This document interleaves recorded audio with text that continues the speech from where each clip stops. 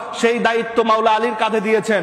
মাওলা আলীর কাঁধে দিয়ে হাত উঁচু করে বলেছিলেন, মান কুনতু মাওলা ফাহাদা আলীউন মাওলা, আমি যার মাওলা ছিলাম আলী তার মাওলা।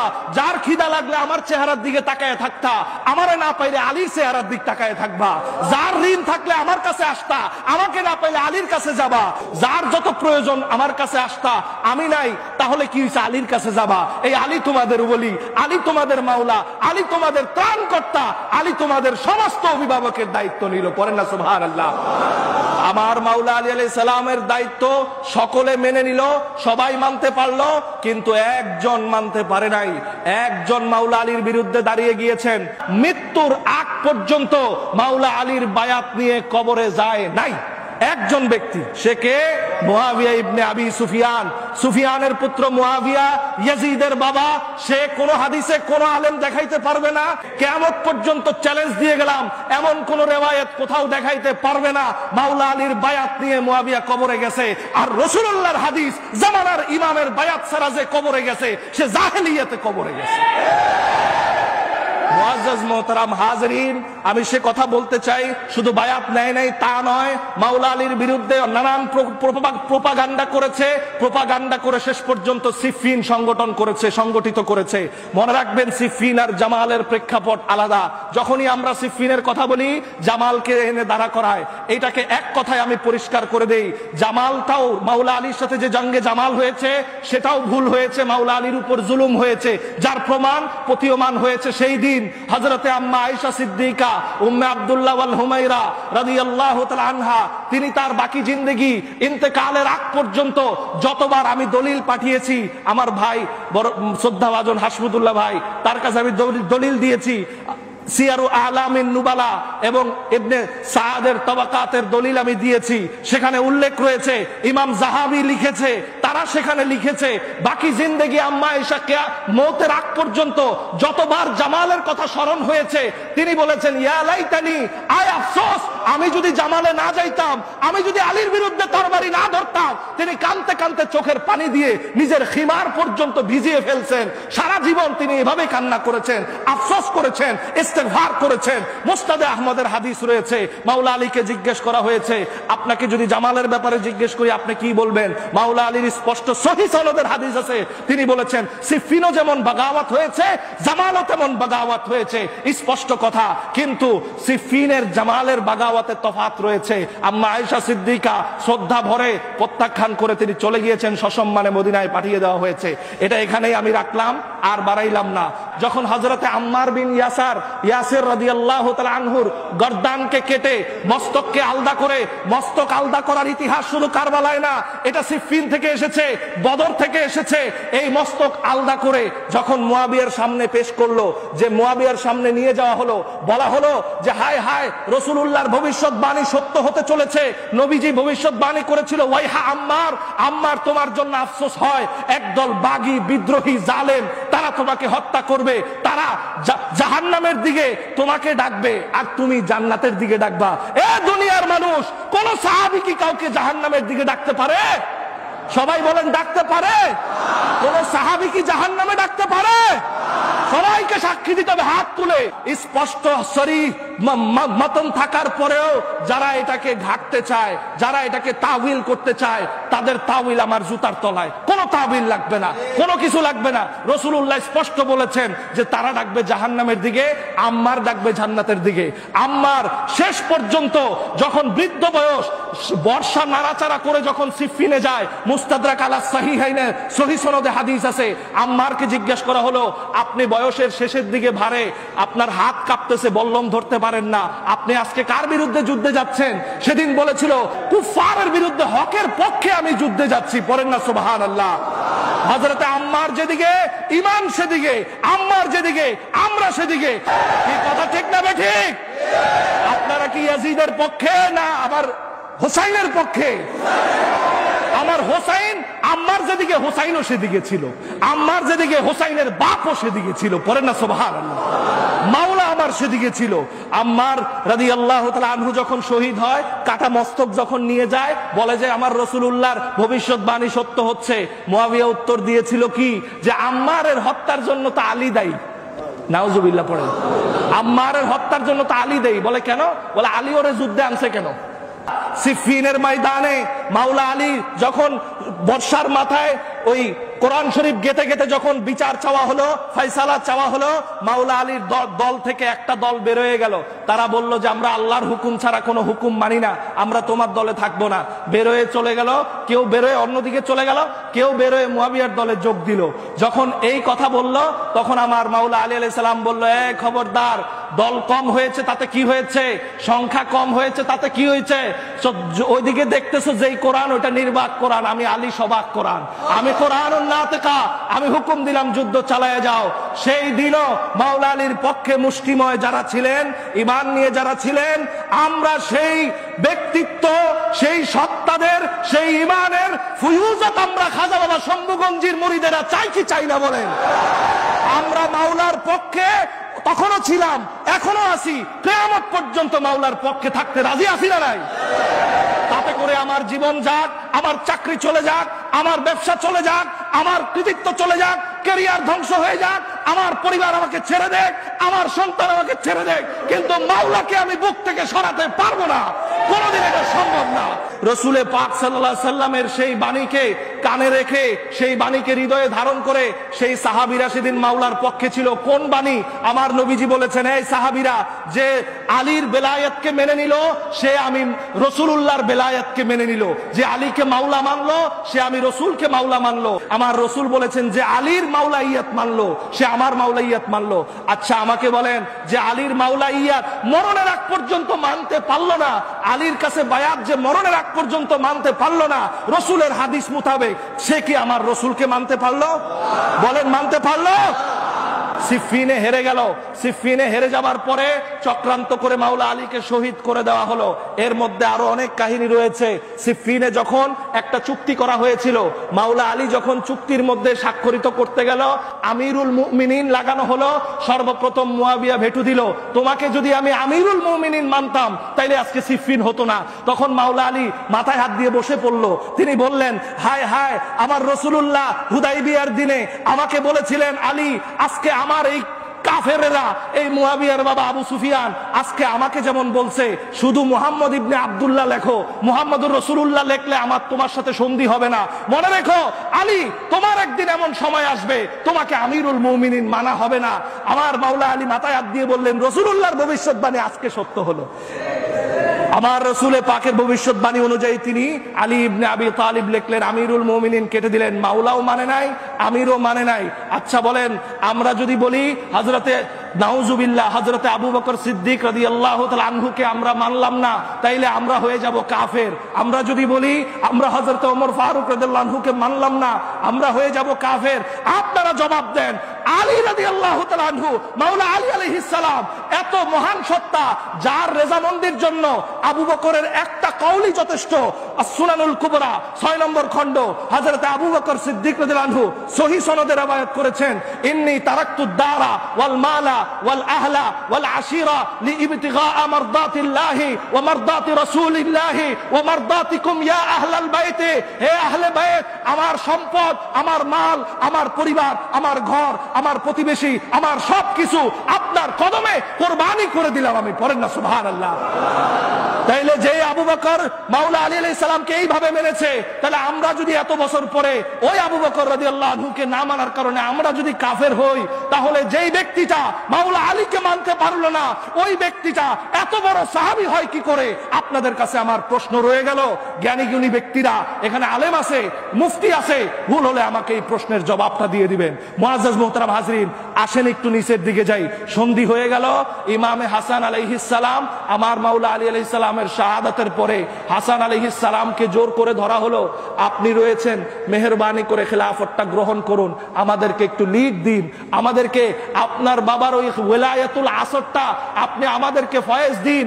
আমার ইমাম হাসান প্রথমে নিষেধ করেছিলেন, বলেছিলেন, লা, আমার বাবাকে যে নির্যাতন করা হয়েছে আমি এটার জন্য আমি নাই, আমি ঠান্ডা মানুষ, আমি আমার কাজে ব্যস্ত, আমি আমার রসুলে পাক আমার নানাজির জন্য মোরাকাবায় ব্যস্ত, আমি আমার নানাজির দিকে মুশাহাদায় ব্যস্ত, আমাকে বিরক্ত করো না। জোর করে ওনাকে খেলাফত দেওয়া হলো, উনি নিলেন। নেওয়ার পরে 6 মাস যেতে না যেতে কোনো না কোনো মারফতে, কোনো না কোনো মাধ্যমে মুআবিয়া ইবনে আবি সুফিয়ানের সহ্য হলো না, তাকে ছলে বলে কৌশলে নানাভাবে অত্যাচার অবিচার মসজিদে নববীতে, সেখানে শুধু নয় 70,000-এর উপরে মসজিদে 90 বছর পর্যন্ত আহলে বাইতকে মিম্বরে মিম্বরে গালি দেওয়া হলো। এই কাজটা করেছে কে? মুআবিয়া ইবনে আবি সুফিয়ান। উমাইয়ারা করেছে এই কাজ। তখনকার সময় বসরা, কুফা, সিরিয়া সবগুলো মুআবিয়ার দখলে ছিল। সেই সমস্ত মসজিদগুলোতে গালি প্রচলন ছিল। আপনারা আমাকে বলেন, বর্তমান সরকার যেখানে উপস্থিত রয়েছে, সেই সরকারের আমলে যদি কেউ কোনো সরকারকে বড় প্রতিষ্ঠানে গালি দেয়, এই খবর কি সরকারের কানে যাবে না? বলেন যাবে কিনা? আর সরকারের কানে যদি এই খবর যায়, সরকার কি হাত চুরি পরে বসে থাকবে? তাকে গ্রেফতার করবে। আপনি সৌদি আরবে যান, ইয়াজিদের বিরুদ্ধে একটা কথা বলেন, ঠাস করে চর মারবে, গ্রেফতার করে ধরে নিয়ে যাবে, সাথে সাথে নিয়ে যাবে, 1 সেকেন্ড দেরি করবে না। তাহলে সেই মুআবিয়ার সেই সংস্কৃতি, সেই রেওয়াজ, সেই রসম এখনো সৌদি আরবে আছে। আর সৌদি আরবের রিয়াল খাইয়া বাংলাদেশে এসে ওই হাসমত ভাই বলল, এসে বলে কি হযরত ইয়াজিদ, কি বলে? হযরত ইয়াজিদ। এরা সৌদির দালাল। কার দালাল? সৌদির দালাল। এরা ওই সৌদিরা হচ্ছে ইয়াজিদের দালাল। ইয়াজিদ তাদের বাপ লাগে। ওই দালালের রস এরা এদের পেটের মধ্যে গেছে। মনে রাখবেন, ওইভাবে 90,000 মসজিদে মিম্বারে মিম্বারে আহলে বাইতকে গালির প্রচলন করেছে। ওয়াত্তাখিজু লা'নাতাহু আলাল মানাবিরি সুন্নাতান, তাদেরকে লানত দেওয়া মিম্বারে মিম্বারে ফাতহুল বারিতে এসেছে, সুন্নত মনে করত উমাইয়ারা। নাউজুবিল্লাহ পড়েন, জোরে পড়েন নাউজুবিল্লাহ। আহলে বাইতকে কি গালি দেওয়া সুন্নত? জোরে বলেন নাউজুবিল্লাহ। বরঞ্চ আহলে বাইতকে যারা মানে না, তাদেরকে গালি দেওয়া সুন্নত। কথা ঠিক না ঠিক? তাদেরকে গালি দিতে হবে, তাদেরকে ঝাঁটা মারতে হবে, তাদেরকে মিম্বার থেকে তাড়াই দিতে হবে। কি কথা ঠিক না ঠিক?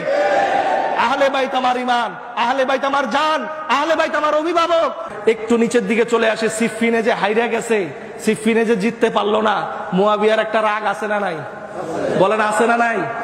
মুআবিয়া সিফিন কেন করছে? হযরতে ওসমান রাদিয়াল্লাহু তাআলা আনহুর ইস্যু দেখায়া হযরতে ওসমান রাদিয়াল্লাহু আনহুর বিরুদ্ধে বিদ্রোহ করেছে। ওসমান রাদিয়াল্লাহু আনহুর খেলাফতটাকে এতই খারাপ ছিল যে তার বিরুদ্ধে বিদ্রোহ করা লাগবে? এত খারাপ তো ছিল না। হযরতে ওসমান রাদিয়াল্লাহু আনহুর খেলাফত আমলটা সুন্দর ছিল, বিদ্রোহ তৈরি করেছে ছলে বলে কৌশলে ইস্যু বানানোর জন্য। হযরতে ওসমানের এই বিষয়টাকে ইস্যু বানায়া তার একটা ভিতরে জিদ ছিল যে বদরের প্রতিশোধ আমি সিফিনে নিব। বদরের প্রতিশোধ সিফিনে নেওয়ার জিদ থেকে সে সিফিন সংগঠিত করছে। কিন্তু মামুর বেটা বুঝতে পারে নাই যে সে কার বিরুদ্ধে তলোয়ার ধরছে। এটা হচ্ছে আসাদুল্লাহিল গালিব, যার হাতে রয়েছে জুলফিকার তলোয়ার। লা ফাতা ইল্লা আলী, লা সাইফা ইল্লা জুলফিকার। কি কথা ঠিক না বেটি? আমার মাওলা আলী আলাইহিস সালামের সাথে পারে নাই, ভিতরে একটা জিদ আছে। এই জিদ থেকে ইমাম হাসানের সাথে চুক্তি করে, কি চুক্তি করলো? এক চুক্তি অনেকগুলো রয়েছে, তার মধ্যে একটা চুক্তি করলো।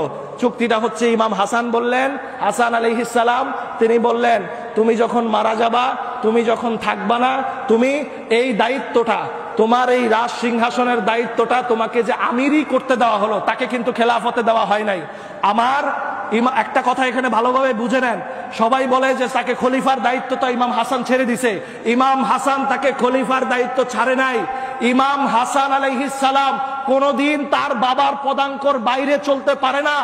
যদি তাই হতো, মাওলা আলী আলাইহিস সালাম মুআবিয়ার সেই বায়াত আগেই নিয়ে নিত। যদি মুআবিয়ার খেলাফতকে বৈধই মনে করতে হতো, মাওলা আলী বৈধতা দিয়ে যাইতো। যেখানে মাওলা আলী ইমামুল আউয়াল, যার বৈধতা দেয় নাই, কোনদিন কোশ্চিন কালেও ইমামুল আউয়ালের ব্যতীত কোনো বৈধতা তার আসতে পারে না। হয় তাকে আবার কবর থেকে তুইলাই না বায়াত করাইতে হবে মাওলা আলীর মাজারে নিয়ে, আর না হলে কোনদিন তার খেলাফতকে আমরা বৈধ বলতে পারি না। কথা বলেন ঠিক কিনা? কোন ইমানদার বলতে পারে না।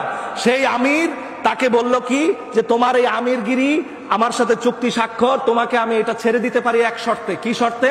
তুমি রাজাগিরি করবা, কিন্তু তুমি যখন মারা যাবা আমার ভাই ইমামে হুসাইনের কাছে এই দায়িত্ব বুঝাই দিবা। চুক্তি স্বাক্ষর হলো। বলেন মুনাফিকের আলামত কয়টা? সবাই বলেন কয়টা? ইদা হাদ্দাসা কাযাবা ওয়া ইদা ওয়া'আদা আখলাফা ওয়া ইদা তুমিনা খানা।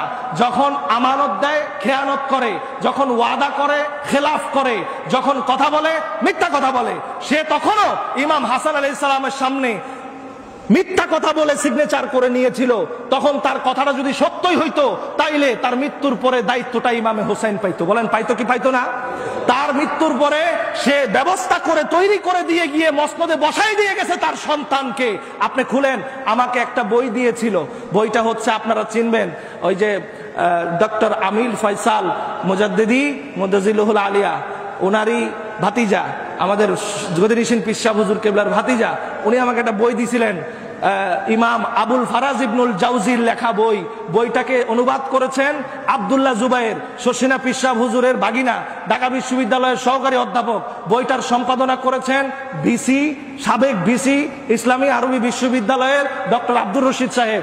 তিনি সেই বইয়ের মধ্যে লিখেছেন, সব থেকে বড় কথা, আমার আপনার খাজা বাবা শম্ভুগঞ্জি আজকে বইয়ের মধ্যে আমি দেখলাম, বইয়ের মধ্যে তিনি লিখে গেছেন, কি লিখে গেছেন, যে ইমামে হাসান আলাইহিস সালামকে যখন শহীদ করা হলো, তার শাহাদাতের পরে তাকে শহীদ করলো কে? মারওয়ান বিন হাকাম। খাজা বাবা সাইফুদ্দিন নকশবন্দি রহমতুল্লাহ আলাইহি লিখে গেছেন, তাকে শহীদ করেছে বিষ প্রয়োগ দিয়া মারওয়ান বিন হাকাম, তার চক্রান্তে শহীদ হয়েছে। এই মারওয়ান বিন হাকাম কে ছিল? মারওয়ান বিন আবু জেহেল, আবু জেহেলের পোলা ছিল মারওয়ান।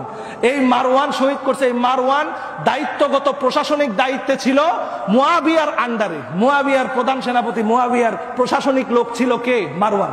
এই মারওয়ান তাইলে এত বড় আওলাদের রসুলকে বিষ দিয়া মাইরা ফেলাইলো, মুয়াবিয়া শুনে নাই? মুয়াবিয়ার কানে যায় নাই?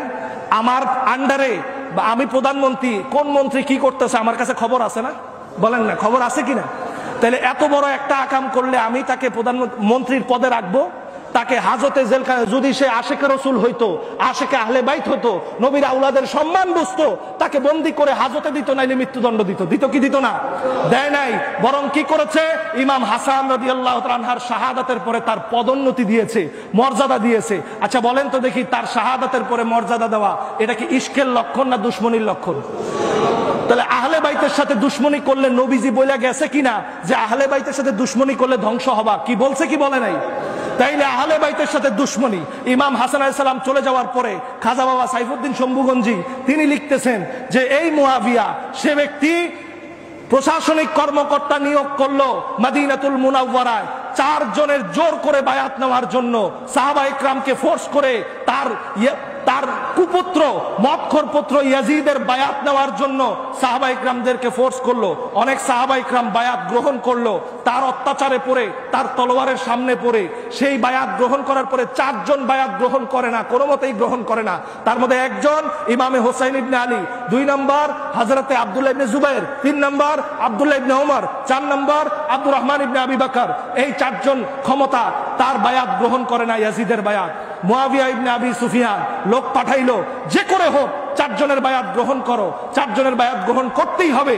মারওয়ান মদিনায় আসলো, মদিনায় এসে 4 জনের উপর খুতবা দিল, জোর জবরদস্তি করলো, এমনকি সে পায়তারা করলো। সে বলল যে মুয়াবিয়া আবু বকর এবং ওমর রাদিয়াল্লাহু তাআলা আনহুমা তাদের সিস্টেমে বায়াত নিচ্ছে, মুয়াবিয়া নাকি আবু বকর আর ওমর রাদিয়াল্লাহু তাআলা আনহুমার সিস্টেমে নাকি বায়াত নিচ্ছে। সেদিন হুজুর বিন আদি দাঁড়িয়ে প্রতিবাদ করেছিল।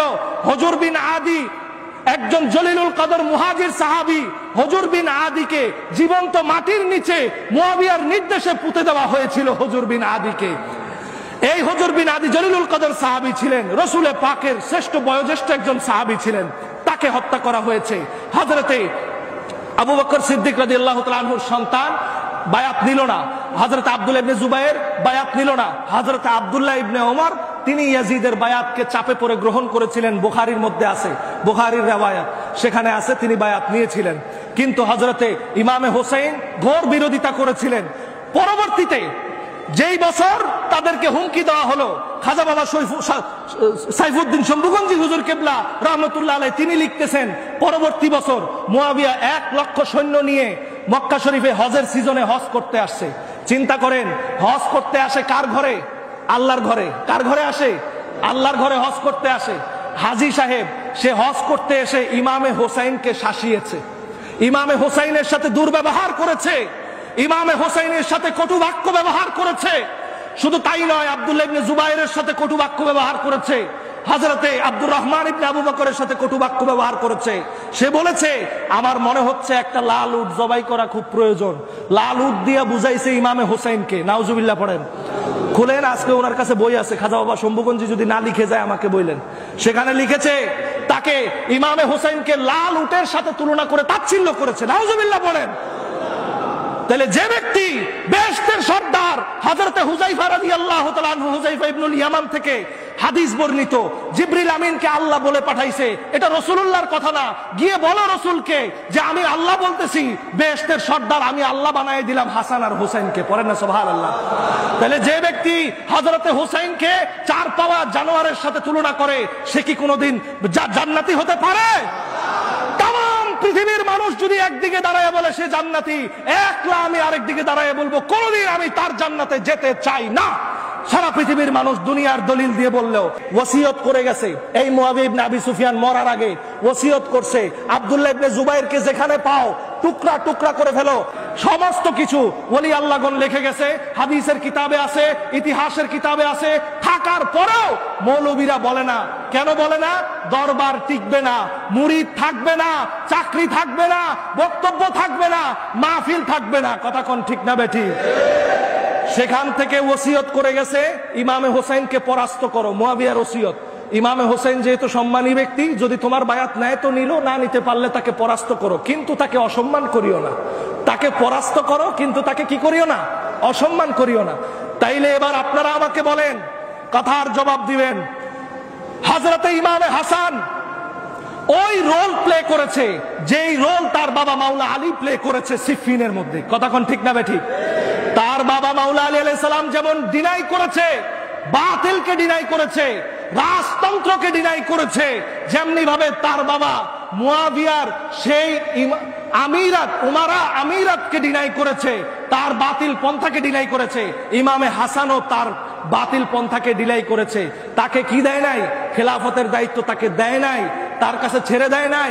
ইমামে হোসাইন আলাইহিস সালাম কারবালা কেন সংগঠিত হয়েছে? ইমামে হোসাইন আলাইহিস সালাম একবার না, দুইবার না, বারবার মুআবিয়ার বিরুদ্ধে যুদ্ধ করার জন্য চেষ্টা করেছে, বারবার। কিন্তু ইমাম হাসান আলাইহিস সালাম ভবিষ্যৎবাণী করেছিলেন যে না থাক, যুদ্ধ করো না, আমি যদি শহীদ হয়ে যাই আমাকে নানার পাশে দাফন করবা, যদি দাফন করতে না দেয়, আমাকে বাধা দেয়, তাইলে তোমরা আমাকে নিয়ে মায়ের পাশে দাফন করবা। ইমাম হাসান আলাইহিস সালামকে মায়ের পাশে দাফন করা হয়েছে। সেখানে বাধা দেওয়ার সময় ইমাম হোসেন যুদ্ধের জন্য প্রস্তুতি নিয়েছিল, কিন্তু আবু হুরায়রা রাদিয়াল্লাহু তাআলা আনহু তাকে সেইটা স্মরণ করায় দিয়ে চুপ করায় দিছে, থামায় দিছে। নাইলে সেদিনই ইমাম হোসেন আলাইহিস সালাম এই ইয়াজিদের বংশকে বন্ধ করে দিত, কিন্তু দেন নাই। সেই ক্রোধ, আক্রোশ, সেই জমানো রাগ থেকে সমস্ত সাহাবা ইকরামকে জোরপূর্বক বায়াত নেওয়ানো হয়েছে, সমস্ত ওয়াদাকে খেলাফ করা হয়েছে। সমস্ত ওয়াদাকে খেলাফ করে মুআবিয়া তার জীবদ্দশায় তার কুপুত্র মদখোর, মালাউন, কাফের, আসাদুল কুফার ইয়াজিদকে তার মসনদে বসায় দিয়ে গেছে।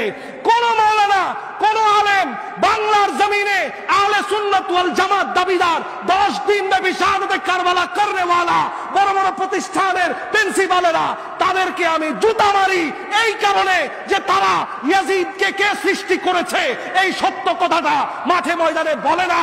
না বলে তারা ইয়াজিদকে গালি দেয়, হোসাইনের প্রেম দেখায়। মূলত তাদের এটা হচ্ছে কুমিরের কান্না। তাদের এটা কিসের কান্না? কুমিরের কান্না। মূলত তাদের এটা মুনাফিকের কান্না, আব্দুল্লাহ ইবনে উবাই ইবনে সালুলের কান্না, আব্দুল্লাহ ইবনে যুল খুয়াইসারা তামিমের কান্না। এগুলো বলি আজকে হক কথা বলার জন্য। আমার যে সমস্ত ক্যারিয়ারকে ধ্বংস করেছে কোন ওয়াহাবিরা করে নাই, খারিজিরা করে নাই, কোন আহলে হাদিস করে নাই, করেছে এই সুন্নিরা, এই সুন্নি নামধারীরা। এরা আমার ক্ষতি করেছে, জায়গায় জায়গায় আমাকে শিয়া প্রচার করেছে, জায়গায় জায়গায় এরা আমাকে বাতিল প্রচার করেছে। আমি কি যে কথাগুলো বললাম, হুজুর কেবলা এখানে আছে, আলেম এখানে আছে, বলেন আমার কোন কথাটা বাতিল, বলেন আমাকে ধরাই দেন যে তোমার এই কথাটা বাতিল। আচ্ছা ঠিক আছে, যদি মুআবিয়ার কথা বলা বাতিল হয়, একটা প্রশ্ন ছুড়ে দিলাম, কিয়ামত পর্যন্ত প্রশ্নের জবাব দিবেন। মুআবিয়া আপনাদের মতে যদি শ্রেষ্ঠ সাহাবী হয়, আমি মেনে নিলাম কিছুক্ষণের জন্য আপনাদের শ্রেষ্ঠ সাহাবী। আমাকে বলেন সাহাবীর কথা, কাজ, হুকুম ইসলামে আসার কিনা? বলেন, বলেন আসার কিনা? বলেন আসার কিনা? তাহলে যদি সাহাবীর কথা, হুকুম, নির্দেশ যদি দলিল হয়, আপনাদের মতে মুআবিয়া যদি শ্রেষ্ঠ সাহাবী হয়, আল্লাহর ওয়াস্তে ইয়াজিদকে গালি দিয়েন না। ইয়াজিদকে বৈধ খলিফা বানায় গেছে মুআবিয়া, ইয়াজিদের বায়াতের স্বীকৃতি দেন যদি কলিজায় সাহস থাকে। কথা কোন ঠিক না বেঠিক?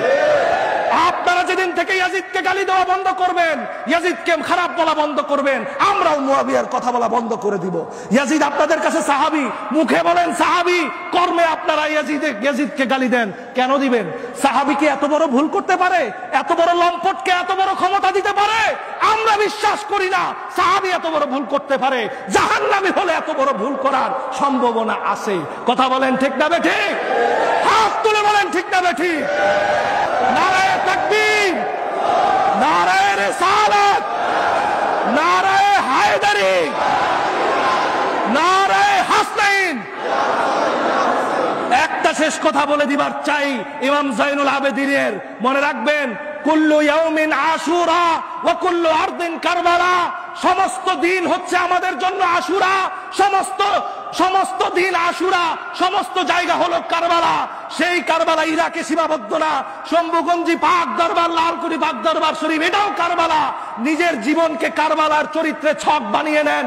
যখনই আপনার কারবালার চরিত্রে ছক বানাবেন, আপনার সেই ছকে মন্ত্রী হিসেবে বসাবেন আপনার পীর ও মুর্শিদ ওলায়াতুল আসরকে।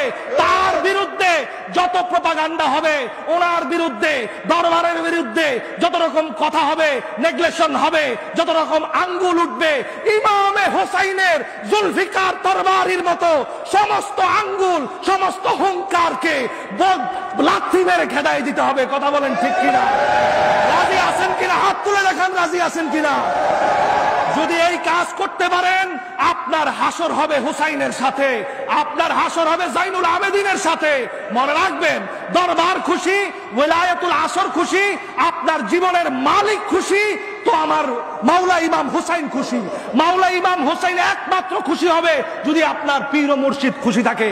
আর এক কথা বলে দিবার চাই, যেই দরবারে ইমাম হুসাইন নাই, যেই দরবারে মাওলা আলী নাই, যেই দরবারে গাদির নাই, যেই দরবারে কারবালা নাই, ওই দরবার ছেড়ে দিয়ে হলেও, আপনি তালাক দিয়ে হলেও দরবারে পাক পাঞ্জাতনের কদমে এসে নিজেকে তালাবদ্ধ করবেন ইনশাআল্লাহ। মনে রাখবেন, আপনাদের সন্তানকে এই দরবারের গোলামিয়তের শিক্ষা দিবেন। যেই কথা রাসূলুল্লাহ হাদিসে বলেছে, তোমার সন্তানকে আহলে বাইতের শিক্ষা দাও, এরাও আহলে বাইত, এরাও ওই আহলে বাইতের রক্ত, ওই হাদিস আপনাদের উপরেও বর্তায়। মনে রাখবেন, বড় আলেম হওয়া শর্ত না, আপনার সন্তান যেন বড় বেয়াদব না হয়। বড় আলেম না হলেও চলবে, বেহেশতে যাবে, কিন্তু বড় বেয়াদব হলে বেহেশতের গ্রাণও পাবে না। কথা বলেন ঠিক না বেঠিক? এই কথা বলে ভুল বেয়াদবি মাফ চেয়ে আমি দুঃখের কথাগুলো ভিতর থেকে বললাম। ভাই, আমি আজকে আমার যে কষ্ট হয়, আমি এই কষ্টকে পাক পাঞ্জাতনের আহলে বাইতের সদস্যদের 1 কোটি ভাগের 1 ভাগও মনে করি না। আমি আমার জানকে আমার পাক পাঞ্জাতনের রাজি খুশির জন্য 100 বার কোরবানি করতে প্রস্তুত। 100 বার, দিনে 3টা করে মাহফিল করেছি এক সময়। এখন কিচ্ছু নাই। ঘরের লোক, আমার রক্তের লোক, আমার মসজিদে যাইয়া কমিটির কাছে বলে আমি নাকি শিয়া হয়ে গেছি। কতটুকু নির্যাতন আমাকে করেছে। আমি আমার জীবনের শেষ বিন্দু পর্যন্ত আপনাদের খেদমতের জন্য কদমে থাকতে পারি। যে কোনো সময় আমাকে ডাকবেন, ততক্ষণ পর্যন্ত যতক্ষণ পর্যন্ত আপনারা পাক পাঞ্জাতনের গোলামিতে আছেন। ইনশাআল্লাহ আমরা সবাই রাজি আছি কিনা বলো?